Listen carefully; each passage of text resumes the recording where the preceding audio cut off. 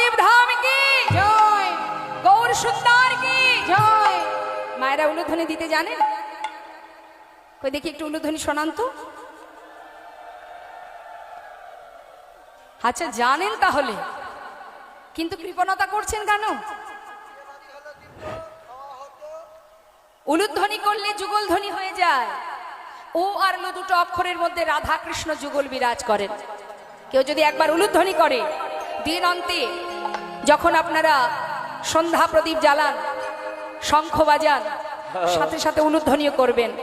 উলুধ্বনি করলে যুগল ধ্বনি হয়ে যায়, রাধা গোবিন্দের যুগল ধ্বনি হয়।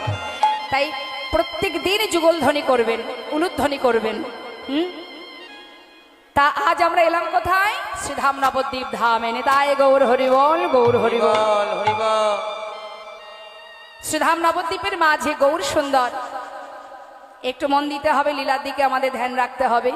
যে জন্য কষ্ট করে আমাদের এখানে বসে থাকা, এত দুর্যোগের মধ্যে দিয়েও কমিটির ভক্তগণ অক্লান্ত পরিশ্রম করে আপনাদের বসবার চেষ্টা করেছেন, আসনের ব্যবস্থা করেছেন।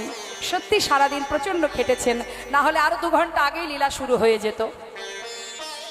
যাই হোক, এটাও হয়তো ভগবানের পরীক্ষা, যে দেখি ভক্ত আরো কত কষ্ট করতে পারে, হরিবাসরের আয়োজন করতে পারে কিনা। তার যা ইচ্ছা সেটাই তো হবে মা। তো শ্রীধাম নবদ্বীপে গৌর সুন্দর হরিনাম দিতেন জীবের দ্বারে দ্বারে। আর তিনি এক সময় ধর্ম প্রচারের জন্য ওই নবদ্বীপ ছেড়ে সন্ন্যাস ধর্ম গ্রহণ করে যখন বৃন্দাবনের পথে যাত্রা করেন, তখন পথের মাঝখান থেকে ধরে এনেছিলেন নিতাই চাঁদ, অর্থাৎ গৌরহরির দাদা। নিত্যানন্দ প্রভু নিমাইকে পথের মাঝখান থেকে ধরে এনে শান্তিপুরে অদ্বৈত আচার্য প্রভুর গৃহে মায়ের সঙ্গে মিলন করান।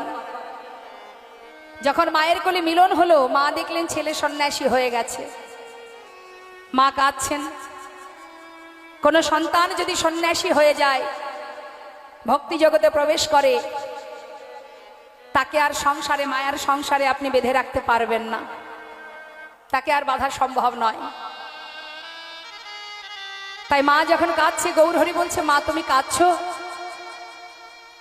ঠিক আছে তুমি কেঁদো না, আমি তোমার সঙ্গে আবার তোমার কাছে মানে নবদ্বীপে ফিরে যাব। মা বললেন, আমি বেঁচে থাকতে এই মিশ্র কুল বংশে এমন অকল্যাণ আমি হতে দিতে পারবো না।